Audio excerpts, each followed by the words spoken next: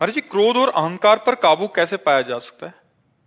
जब तक हृदय में ज्ञान नहीं होगा तो अज्ञान के प्रहार से हम कैसे बच सकते हैं? किसी पर क्रोध करना या अहंकार पूर्वक कोई चेष्टा करना, ये अज्ञान के अंतर्गत है। और जब तक ज्ञान नहीं प्राप्त होगा तो अज्ञान का नाश कैसे होगा? तो ज्ञान प्राप्त करने के लिए हमें साधना चाहिए, साधना के लिए हमें गुरु चाहिए। जब सदगुरु की प्राप्ति हो जाए और उसके अनुसार हम साधना करें तो श्रद्धावान लभते ज्ञानम तत्परा संयतेन्द्रिया ज्ञानम लब्ध्वा पराम शांति मचिरेणादि गच्छति। जो शांति को प्राप्त हो गया है उसको क्रोध कैसे आएगा, अहंकार कैसे आएगा? वो शांति ज्ञान से प्राप्त होती है, ज्ञान गुरु से प्राप्त होता है। तो किसी सदगुरु का वरण करके और साधना करो। अब ऐसे थोड़ी बुद्धि के द्वारा अटकल लगाने से थोड़ी आप काम क्रोध पर विजय प्राप्त कर सकते हो। उसके द्वारा साधना चाहिए और बुद्धि में विवेक चाहिए। बुद्धि तो सबके पास है, विवेक नहीं है। बिन सत्संग विवेक न होई और राम कृपा बिन सुलभ न सोई। भगवान की कृपा से यदि साधु समागम प्राप्त हो और संत वचनों से हम साधना करें तो हमारे अंदर ज्ञान प्रकट हो जाए।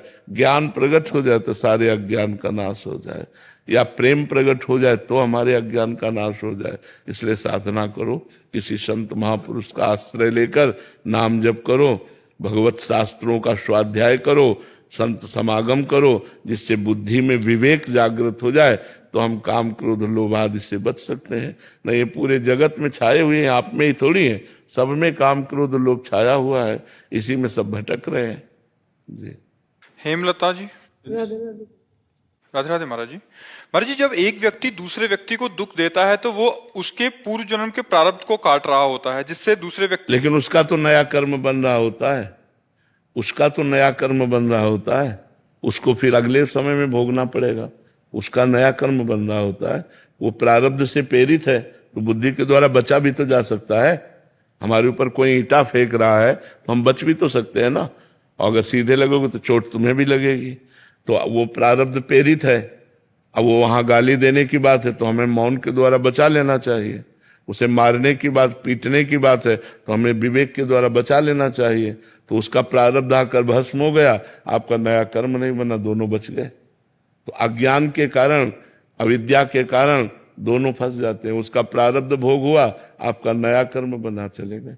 मान लो आप हिंसा कर दिए तो उसका तो प्रारब्ध था, लेकिन अब आपको आजीवन केस होगा कि नहीं? आजीवन पूरा जेल काटना पड़ेगा कि नहीं? तो आपका नया कर्म बना जिसने आपको दंड दिया, और पुराना प्रारब्ध उसका था जिसने उसका भोग कर दिया। तो आप बच सकते हो कि नहीं? आप अपने क्रोध का समन कर सकते हो। आप हिंसा ना करो तो उसका प्रारब्ध भी क्षय हो गया और आपका नया कर्म बच गया। लेकिन भजन ना होने के कारण, भगवान का सतत चिंतन ना होने के कारण इतनी क्षमता नहीं रहती। जैसी हो भवतव्यता तैसी बने सहाय, आप ना आवे ताह पे ताह तहां ले जाए। एकदम अचानक क्रोध आया और ना करने की चाह होने पर भी वो कर बैठता है, तो फिर वो प्रारब्ध कर्म उसका हो गया, नया कर्म आपका हो गया, आपको भोगना पड़ेगा। शशि जी, राधा राधा राधे राधे महाराज जी। महाराज जी, मैं ये जानना चाहती हूँ कि सेवा और नाम जप में किसका महत्व ज्यादा है? दोनों। पंछी दो पंखों से उड़ता है, दो पंखों में महत्व किसका है?